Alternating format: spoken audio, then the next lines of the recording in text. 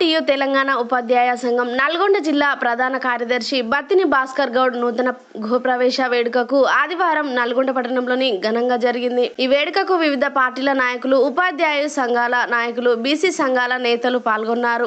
ఈ కార్యక్రమంలో మాజీ మంత్రి ఈటెల రాజేందర్, బీజేపీ జిల్లా అధ్యక్షులు నాగం వర్షిత్ రెడ్డి, నల్గొండ మాజీ ఎమ్మెల్యే కంచర్ల భూపాల్ రెడ్డి, మున్సిపల్ మాజీ చైర్మన్ సైదిరెడ్డి, పిఆర్టీయు తెలంగాణ రాష్ట్ర అధ్యక్షుడు చెన్నయ్య, ప్రధాన కార్యదర్శి శుంకరి భిక్షం గౌడ్, రాష్ట్ర గౌరవాధ్యక్షులు పి వెంకటరెడ్డి, క్రమశిక్షణ సంఘం చైర్మన్ శేఖర్ రెడ్డి, జిల్లా అధ్యక్షులు ఆర్సి రెడ్డి, జిల్లా గౌరవాధ్యక్షులు ధర్మానాయక్, బాదం భిక్షపతి, అద్దంకి సునీల్ కుమార్, వివిధ ఉపాధ్యాయ సంఘాల నాయకులు పాల్గొన్నారు.